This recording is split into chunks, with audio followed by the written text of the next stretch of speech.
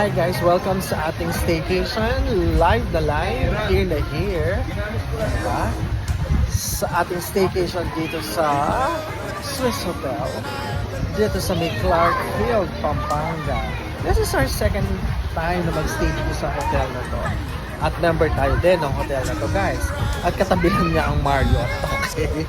So, tinry naman natin sa palang-alawang beses itong hotel na to. At so far naman, it's a nice hotel, nice room. Maganda yung view natin sa room. Mahangin. May infinity pool sila. Yung kasing Marriott, yung pool nila parang may bubong. So, I decided na dito na lang sa pangalawang beses kasi na-try na namin ito. At okay naman. So, we decided na to stay here for the second time. Sa lahat ng ating mga friends dyan, nanonood sa atin. Pasensya na sa hair natin, lumilipad-lipad. Ayan ang mga pinsan ko, mga